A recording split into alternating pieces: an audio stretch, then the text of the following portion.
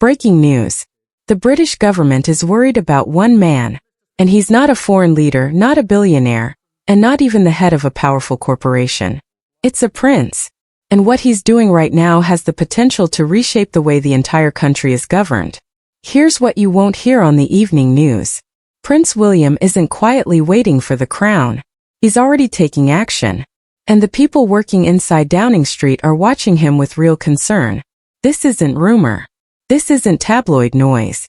This is about actual political power. The kind that doesn't appear on front pages, but still decides which laws move forward and which ones never see daylight. If you want to understand what's truly unfolding inside British politics, stay with me.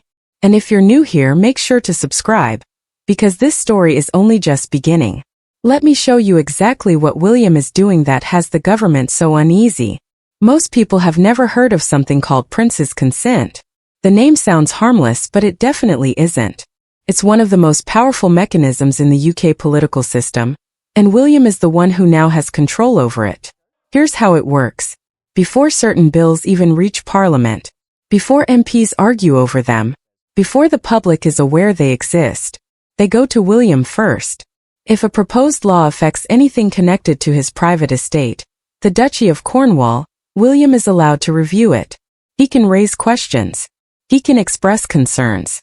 And according to several reports, he has already begun doing exactly that. This isn't royal formality.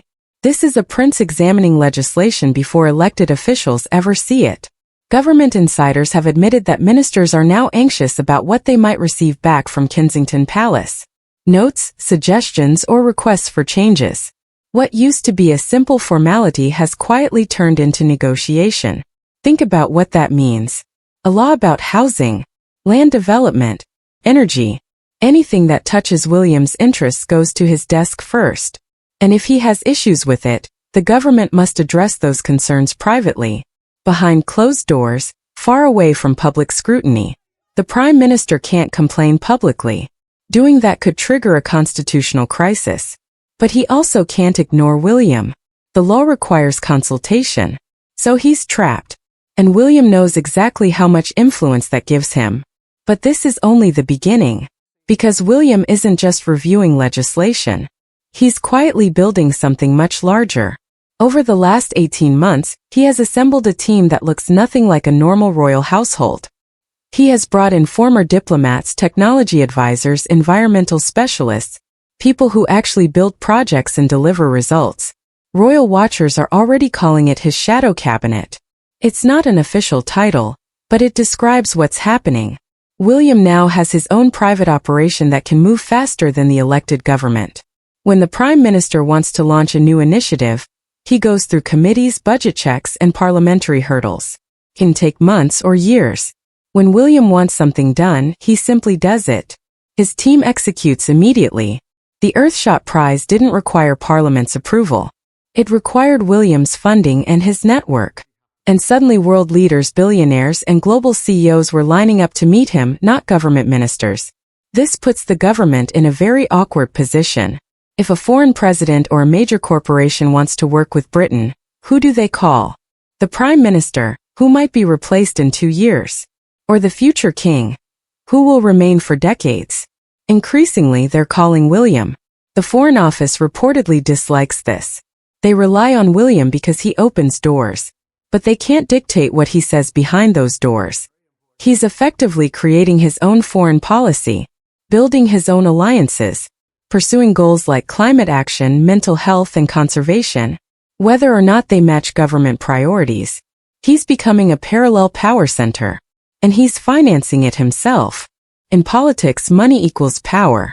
If the government pays your salary, they can control you. If they cut your budget, you're forced to fall in line. But this doesn't apply to Prince William. The Duchy of Cornwall isn't some small collection of farms. It is a massive business empire valued at over $1 billion, covering 130,000 acres across England. Coastline, commercial sites, housing developments, even land underneath a prison. It brings in more than £23 million every year as private income. This is William's money. Not taxpayer money in the usual sense. Not funds Parliament can threaten to reduce. It is his own independent financial engine, his own investments, his own reserve of resources. And this financial freedom is exactly what makes politicians nervous. They can't pressure him. They can't starve him of funding. They can't force him into their timelines or priorities. While the government is struggling to balance budgets and asking citizens to tighten their belts, William has a self-sustaining financial foundation that keeps growing. And he's using it. He's investing in the causes he cares about. He's funding projects that make government programs look slow and outdated.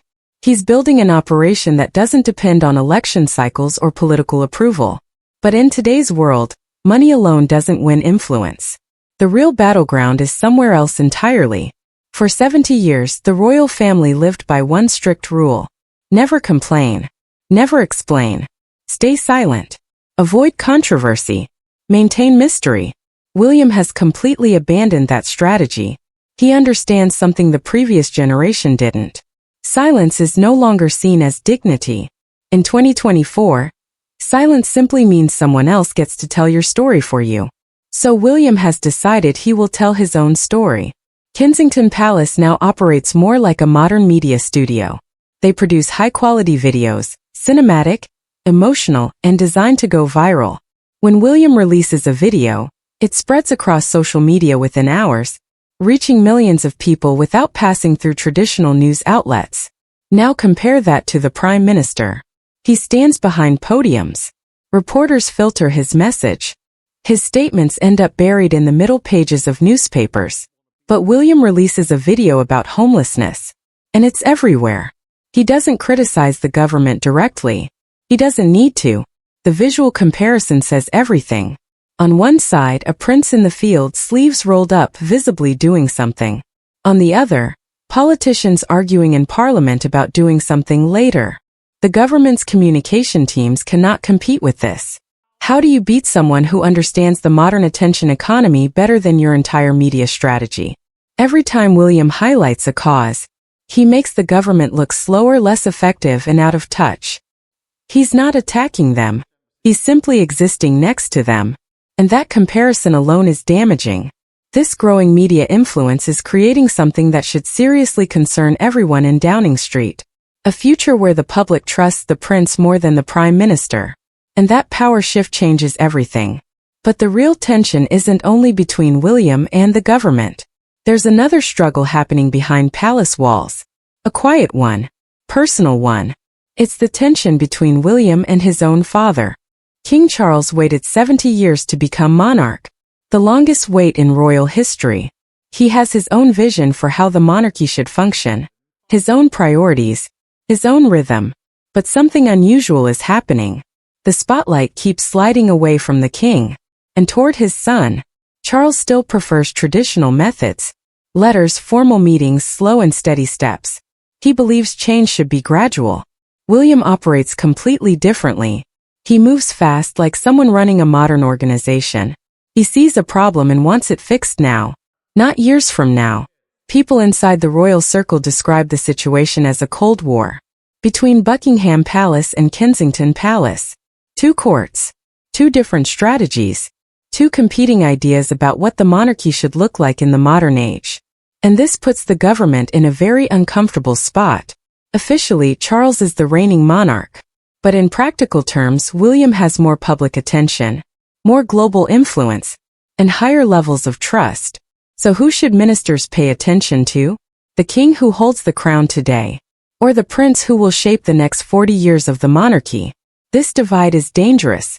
A split inside the royal family creates weakness. And there are people waiting to take advantage of that weakness. For decades, British Republicans, those who want to end the monarchy, were easy to ignore. They were seen as a fringe group with signs and slogans. Not anymore. Queen Elizabeth's death removed a protective shield. She was respected across generations, and criticizing her felt unacceptable. That protection no longer exists.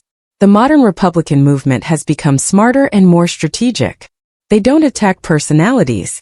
William is too popular for that. Instead, they attack the money. At a time when millions struggle with rising prices and energy bills, their message is simple. Why should a single family live in multiple palaces? While nurses rely on food banks, they're filing information requests, demanding transparency about security costs, and highlighting every pound spent on royal properties.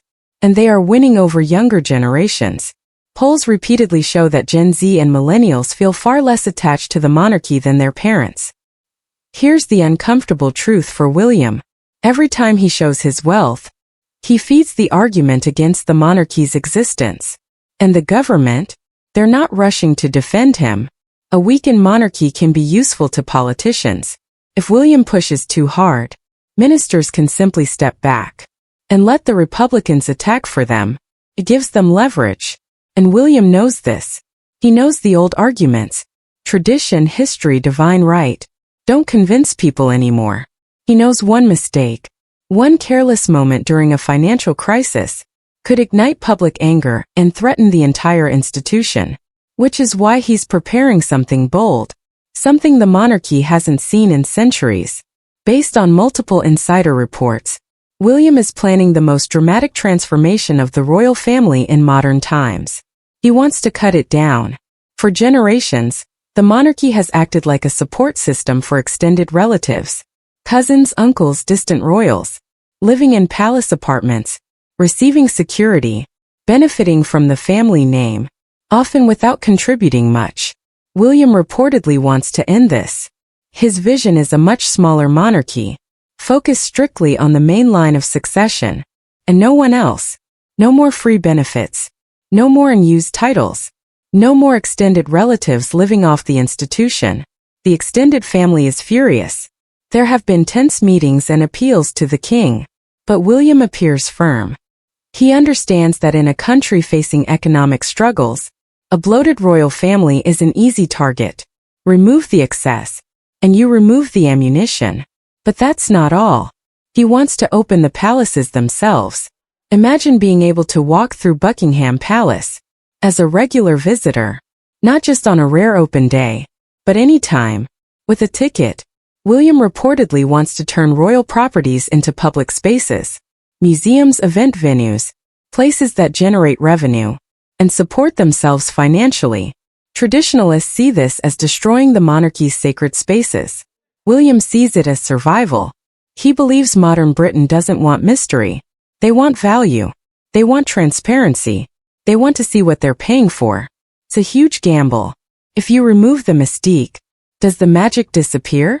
Can a monarch living in a partly public building still feel like a monarch? William is betting that the answer is yes. So where does that leave us now? We are watching something unprecedented in modern British history. A prince who is not waiting for power, but actively shaping it. A future king building his own operation, his own funding, his own media strategy, and his own global relationships. And the government can't stop him. They don't control his money. They can't compete with his popularity. They can't match his presence online. They can't win in the attention economy. Meanwhile, Republicans want to remove the monarchy entirely. And they might succeed.